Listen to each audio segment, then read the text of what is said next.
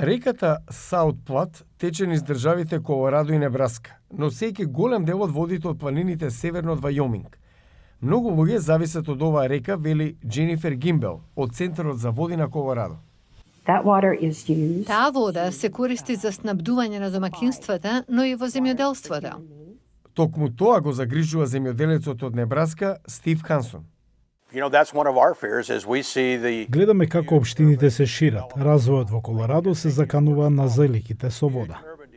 Небраска сака да го искористи 99 годишниот договор меѓу државите и да ископа канал во Колорадо за да добие повеќе вода во Саут Плат.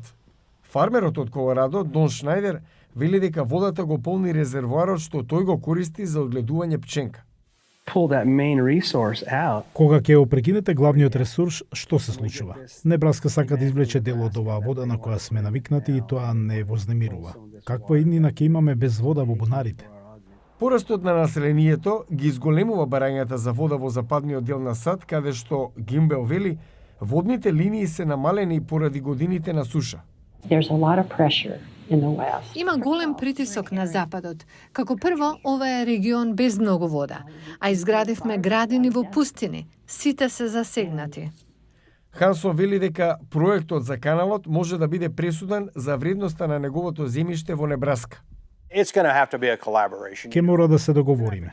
Ке мора да најдеме решение со соседите. Разбирам што прават и јас би го направил истото да можам. Но би сакал водата да доаѓа овде и да се користи за некоја од целите за што првично беше наменета. Ова не е нова идеја. Жителите на Небраска првпат се обиделе тоа да го сторат пред повеќе од 100 години. Во 1894 повеќе од 500 фармери, некои со стада добиток, ја преминале границата во септември и почнале да копаат.